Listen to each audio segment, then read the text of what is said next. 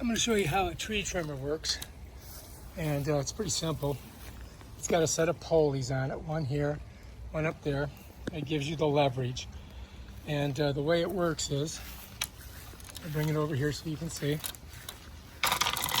is that when I pull on this rope, and I can pull on it from way back there, when I pull on it, the pulleys give me that extra leverage, and it brings this little cutter out, and that's what cuts the leaf, or the stem of the giant leaf that you're trying to cut.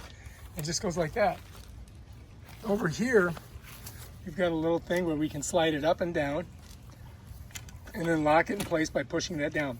This loosens it so I can move it, and this locks it. All right, so anyway, this part here allows you to make it telescoping and make it as long as you want it. You can shorten it up, or you can make it longer so you can get the big giant branches. To lock it in, I just push this way, and now it's locked, it won't move. That's how you do it. So I'm going to show you how to cut a branch. I've got one picked out, this one right here. Goes right up there, and you're going to see me do that right now. It's pretty simple. I'm going to go up here, I'll lock it in like that, and then I'm just going to pull. And then down it goes. Just like that. That's how you do it.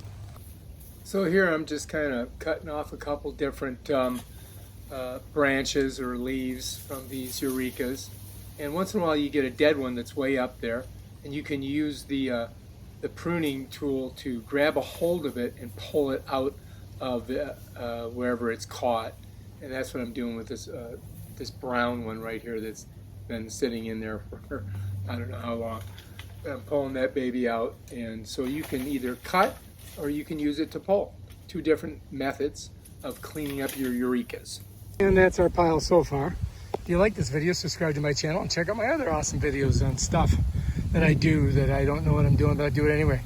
You can too. Peace out.